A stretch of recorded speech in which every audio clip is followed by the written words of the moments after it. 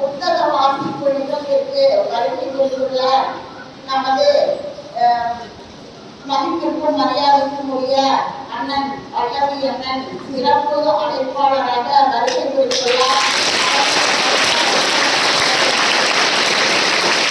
அதேபோல நமது அரசு மருத்துவர் மதிப்பிற்கும் மரியாதைக்கும் உரிய மருத்துவர் அம்மா அவர்கள் வந்து கொண்டிருக்கிறார்கள். இன்னும் சிறிது நேரத்தில் வந்து விடுவார்கள்.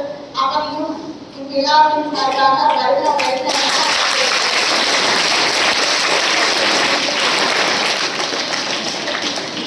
புத்தக வாசிப்பு தினமாக 21 நிமிடங்கள் நாம் அமைதியாக நமக்கு கொடுக்கப்பட்டிருக்கும் புத்தகங்களை அமைதியாக படித்து அதில் இருக்கக்கூடிய கருத்துக்களை நம் மனதில் கொள்ள வேண்டும் என்று கேட்டுக்கொண்டு துவங்குங்கள் என்று சொன்னவுடன் நீங்கள் புத்தகம் வாசிக்க தொடங்கலாம். அமைதியான முறையில் புத்தகம் வாசிக்கப்பட வேண்டும். சரி, படிக்கலாம்.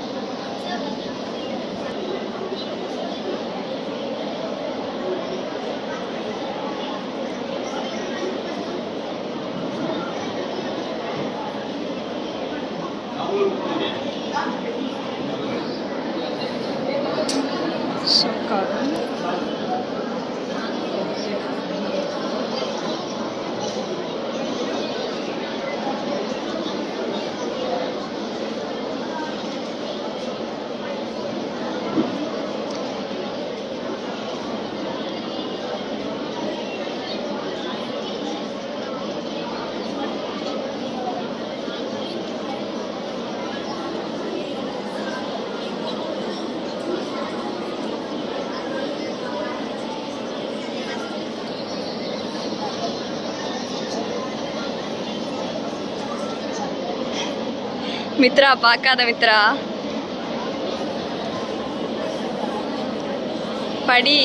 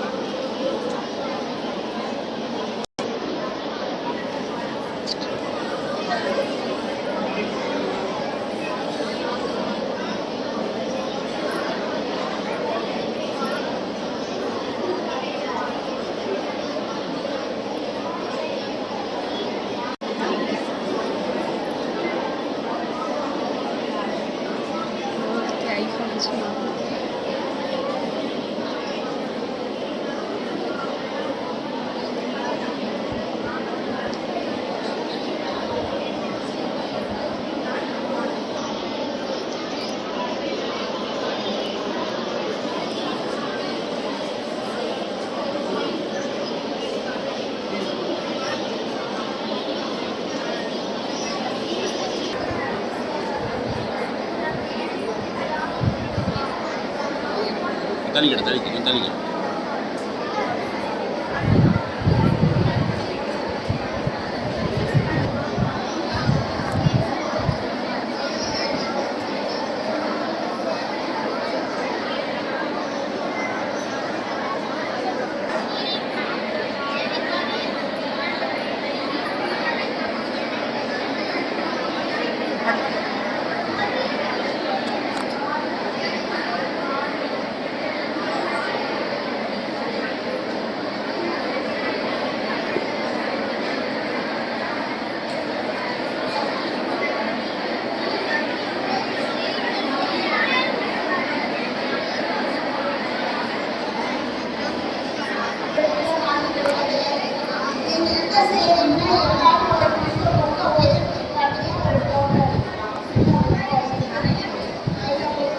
எல்லாம் புத்தகம்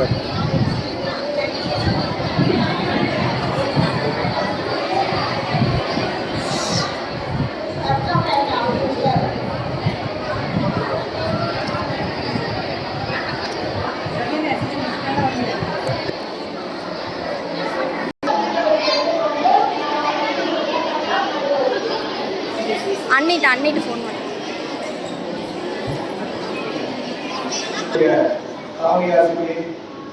ஆசிரியர் பெருமக்கள் அன்பு குழந்தை உள்ள அத்தனை பேருக்கு முதற்க எனது காலை வணக்கத்தை தெரிவித்துக் கொள்கின்றேன்.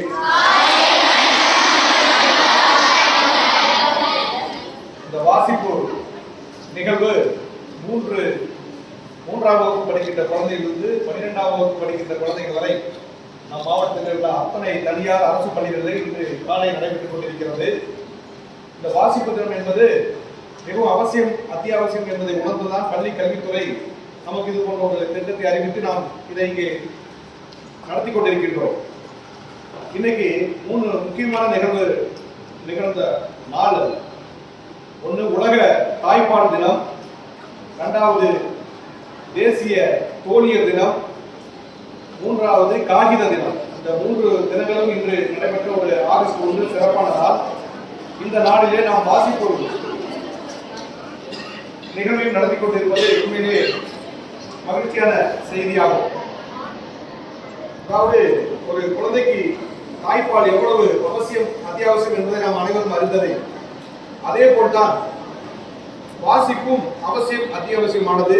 ஒரு கல்வியாளர்களுக்கு, குறிப்பாக அறிஞர் பெருமக்கள், பேச்சாளர்கள், இவர்களுக்கெல்லாம் வாசிப்பு என்பது மிகவும் முக்கியமானது, அவசியமானது என்பதை உணர்த்த வேண்டும் என்ற அடிப்படையில் தான் இந்த நிகழ்ச்சியை நடத்தி கொண்டிருக்கின்றோம்.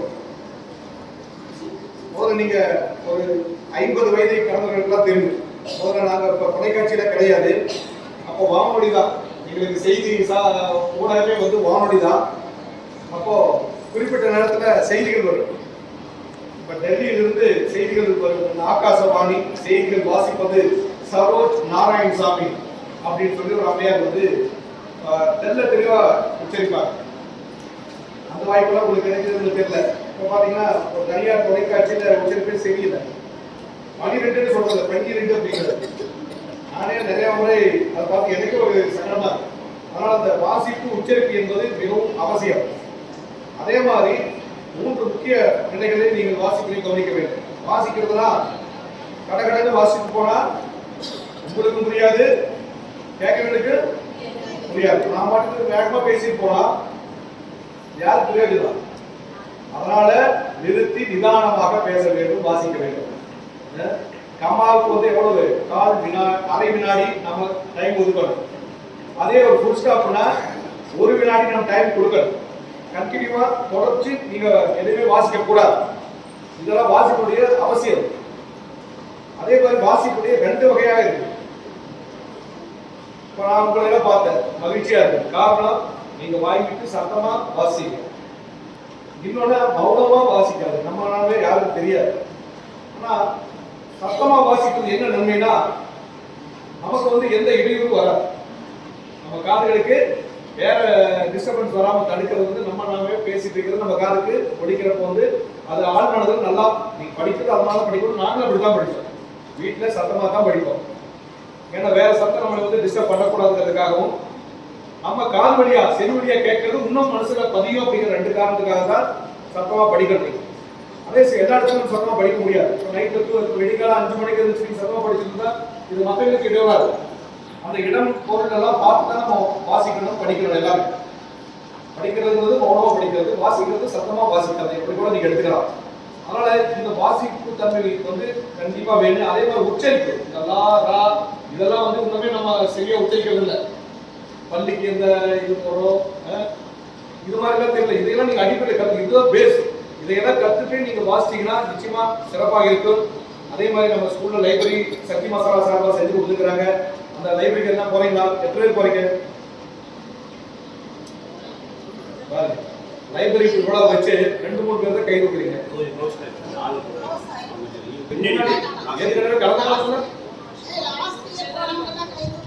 ஏற்கனவே போனது இன்னைக்கு மட்டும் பொதுவாக கேட்கிறேன். லைப்ரரி பலாண்டு காலம் ஆச்சு.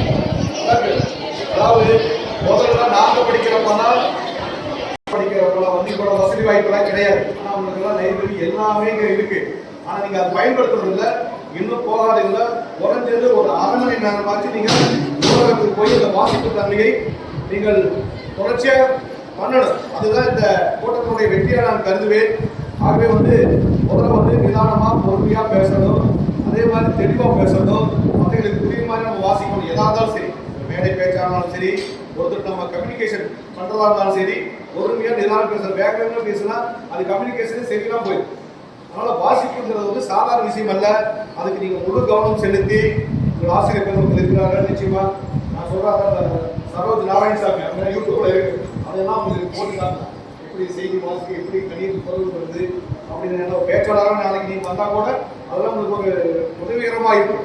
அந்த அடிப்படையிலே அதே ஒரு உச்சரிப்பு, தமிழை எப்படி உச்சரிக்கணும், எந்த இடத்துல இடைவெளி விட்டு நம்ம பேசணும், எப்படி பேசணும், இதையெல்லாம் வாசிப்பினுடைய முக்கியமான நோக்கம். அதெல்லாம் நீங்க கடைபிடிக்கணும். பள்ளியினுடைய லைப்ரரிக்கு இருக்கு, குறைஞ்சது டெய்லி 1/2 மணி நேரம். இப்போ நான் தனியார் பள்ளிக்கு போயிட்டு இருந்தேன். அவங்க வர திங்கட்கிழமையிலிருந்து என்ன பண்ணிக்கிறாங்கன்னா 8:45 9 வரைக்கும் வகுப்பறையிலேயே வாசிப்பு இதை வந்து அந்த கிளாஸ் டீச்சர் வச்சு நடத்துறதுன்னு இன்னைக்கு ஒரு முடிவெடுத்துக்கிறாங்க. இதெல்லாம் நன்மை, இந்த நன்மைக்கு அதை புரிஞ்சுக்கணும். வேற யாருக்காக நாங்களாம் இல்லை, இருக்கிற அத்தனை பேரும் அரசும் எல்லாமே வந்து உங்க எதிர்காலம் சிறப்பாக இருக்க வேண்டும் என்ற ஒரே நோக்கத்திற்காகத்தான் இருந்ததை நீங்க உருவாக்கி கொள்ள வேண்டும். அப்பதான் நாங்க சொல்றதெல்லாம் உங்களுக்கு நல்லதா தெரியும். இல்லைன்னா வேண்டாம் வெறுமனத்தான் இருக்கும். ஆகவே தயவு செய்து உங்க ஆசிரியர்கள் பெற்றோர்களை மதித்து அவர்கள் சொல்கின்றபடி நடந்து இந்த வாசிப்பு திறனை நீங்கள் மேம்படுத்த வேண்டும். பார்த்தீங்கன்னா நம்ம ஈரோடு மாவட்டத்தில் இங்கிருந்து மக்கள் சிந்தனை பேரையும் தமிழ்நாடு அரசும் சேர்ந்து புத்தக திருவிழா நடத்துறாங்க. இன்னைக்கு நாளை துவக்க விழா கிட்டத்தட்ட 12-13 நாட்கள் நடைபெற இருக்கின்றது. ஏதோ வாய்ப்பு இருக்கின்ற பொழுது நீங்கள் ஒரு நாள் போய் அந்த கண்காட்சியெல்லாம் பார்த்துட்டு அவங்களுக்கு நம்ம தேவையான புத்தகங்களை வாங்குங்க. வீட்டிலேயே ஒரு சின்ன நூலகத்தை ஏற்பாடு செய்யுங்கள். இது உங்களுக்கு மட்டும் இல்லை, வருங்கால சந்ததிக்கும் அது பயனுள்ளதாக இருக்கும் என்பதை கேட்டுக்கொண்டு இந்த இணைய வாய்ப்பை வழங்கிய அத்தனை நல்ல உள்ளங்களுக்கு நன்றி கூறி விடைபெறுகிறேன்.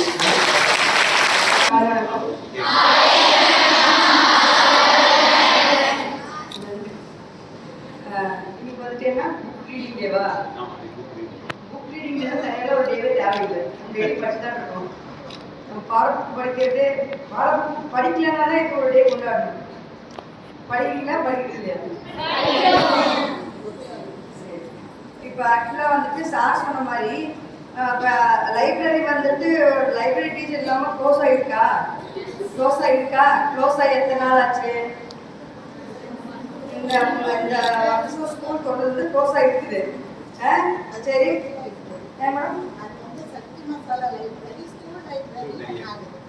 இல்லை, ஒரு பேச்சு கேட்குறாங்க, நிறைய புக் இருக்கு, சரி க்ளோஸ் ஆகிருக்கு, டீச்சர் இல்லையே. ஒரு கிளாஸ்ல வந்துட்டு யாராவது ஒருத்தர் மேடம் நான் இன்சார்ஜ் எடுத்துக்கிறேன், எங்கள் கிளாஸ்க்கு வாரத்தில் ஒரு நாள் நான் லைப்ரரிக்கு கூட்டிகிட்டு போயிட்டு நாங்கள் புக்கு படிச்சுக்கிட்டு நான் பத்திரமா எல்லாத்தையும் கூட்டிகிட்டு வரேன், புக்கெல்லாம் போய் யாராவது ஒருத்தர் கேட்டீங்களா? Tell answer.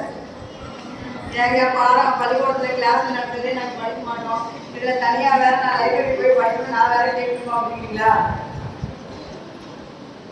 எதுவுமே வந்துட்டு நம்ம ஒரு முயற்சி எடுத்து பண்ணணும். சரியா? நடக்கட்டும், அது நடக்கட்டும் பார்த்துக்கலாம். அது பரிச்சை வரட்டும் அவன் படிச்சுக்கலாம். அது பப்ளிக் வரட்டும் அவன் பார்த்துக்கலாம். உள்ள இருக்கிறாரு. சரியா? இன்னைக்கு ஒரு பாடம் நடத்துறாங்களா, ஒரு கணக்கா, ஒரு அறிவியலோ, ஒரு இங்கிலீஷோ, அது என்ன நடத்துறாங்கன்னு அதுக்கே போய் படிக்கணும். சரியா? ஃபோன்லாம் சத்தமாக வச்சு கேட்டு எல்லாத்துக்கும் தொந்தரவு கொடுக்குறீங்க, ஆனால் சத்தமாக படிக்க மாட்டீங்க. படிங்க. சார் சொன்ன மாதிரி வாய் விட்டு படிங்க. வாய் விட்டு படிச்சிங்கன்னா தான் நம்ம சொல்றது நம்ம காதுலயே நம்ம மூளைக்கு போய் பதியும். ஓகேவா? அந்த இந்த பசங்க கூட பார்த்துருக்கீங்களா? அது என்ன பண்ணுவாங்க? காலையில 5 மணிக்கு எல்லாரும் எழுந்திரிச்சு சார் சொன்னான்னு சொல்லிட்டு இவங்க வீட்டில் படிக்கிறது அவங்க வீட்டுக்கு கேட்கும், அவங்க வீட்டில் படிக்கிறது அவங்க வீட்டுக்கு கேட்கும். படிக்கிறாங்களா? இந்த மாதிரி வந்துட்டு நம்ம வந்து ஒரு ஓன் இன்ட்ரெஸ்ட் எடுத்து படிக்கணும். இன்னைக்கு நடந்த பாடம் நம்ம இன்னைக்கே படிச்சிடணும். புரியல நம்மளுக்கு, புரியலையா நம்ம யாரையாச்சும் கேட்டு படிக்கணும். ஒரு குரூப் ஸ்டடி பண்றீங்களா இல்லையா உங்க ஸ்கூல்ல? எங்க ஒன்றும் பண்ற மாதிரி தெரியல. இந்த வழியில தான் அங்கே இங்கிக்கிறவங்க போற மாதிரி யாரும் ஒரு 4 பேர் சேர்ந்து பேர் படிக்கிறாங்க பார்த்தே இல்லை. பண்றீங்களா இல்லையா? பண்றீங்களா? சரி, குரூப் ஸ்டடி பண்ணுங்க. ஒருத்தங்க 4 பேருக்கு சொல்லி கொடுங்க. எல்லாருக்கும் எல்லா சப்ஜெக்டும் நல்லா தெரியாது. ஒருத்தங்களுக்கு இங்கிலீஷ் நல்லா வரும், ஒருத்தங்களுக்கு தமிழ் நல்லா வரும். சார் சொல்ற மாதிரி வந்துட்டு உச்சரிப்பு தான் ரொம்ப முக்கியம். சரிங்களா? இந்த உச்சரிப்பு வந்துட்டு வேற எந்த மலையாளத்திலேயோ, கன்னடத்திலேயோ, தெலுங்குலையோ, இங்கிலீஷ்லையோ யாராவது உச்சரிப்பு ரொம்ப முக்கியம் கொடுக்குறாங்களா? இந்த இடத்துல இப்படிதான் சொல்லணும் அப்படின்னு ஏதாவது ஒரு மொழி நீங்க கேள்விப்பட்டிருக்கீங்களா? அந்த நம்ம தமிழ் மொழிக்கு தான் வந்துட்டு அந்த ஒரு பெருமை இருக்கு. சரியா? அதனால வந்துட்டு நீங்க அதெல்லாம் இந்த வயசுல இருந்தே கரெக்டா வந்துட்டு முறையா பயன்படுத்தி எல்லாரும் நல்லா படிங்க. இந்த வாசிப்படிக்கு வந்துட்டு எனக்கு ஒரு புக் வந்துருச்சு, எறும்பும் யானைன்னு சொல்லிட்டு. அது ஒரு நல்ல புக்கு. அந்த புக்கு இது வரைக்கும் யாராவது பார்த்தீங்களா? எறும்பும் யானை பார்த்துருக்கீங்களா? சரி, இங்க என்ன கதைன்னு சொல்லி பார்க்கலாம். 6th பார்த்தியா? மறந்துருச்சு. அது அடிக்கடி போய் எடுத்து பார்த்து ஆக்சுவலாக வந்துட்டு அந்த கதையில இப்போ நீங்க ஒரு புக்கு படிக்கிறீங்க, அந்த புக்கில் என்ன கருத்து இருக்கோ அதை வந்து நம்ம வாழ்க்கையோட ஒப்பிடணும். சரியா? அதை வந்து நம்ம வாழ்க்கையில வந்துட்டு அதை பயன்படுத்தணும், நடைமுறைப்படுத்தணும். அதற்கான ஒரு பிரதிபயனை என்ன கிடைக்கும்னு நம்ம பார்க்கணும். இப்படி வந்து பேசிக்கிட்டு இருக்கக்கூடாது. கவனிங்க. சரியா? அந்த எறும்பும் யானையும் கதையில பாத்தீங்கன்னா ஒரு எறும்பு இருக்கு. எறும்பு எவ்வளவு பெருசு இருக்கும்? குட்டியா. யானை எவ்வளவு பெருசு இருக்கும்? ஆனா அந்த எறும்பு என்ன நினைச்சாமா, நம்ம தான் குட்டியா இருக்கோம், நம்ம வந்து பெருசா இருக்க எதுவாச்சும் நம்ம மாறணும்னு சொல்லிட்டு போய்கிட்டே இருக்கிறப்போ ஃபர்ஸ்ட் என்ன பார்ப்போம்? Very good. சிங்கத்தை பார்ப்போம். சிங்கத்தை பார்த்து என்ன நினைக்கும்? மாறலாம் நினைச்சிட்டா அப்புறம் ஏன் வேண்டாம் நினைக்கும்?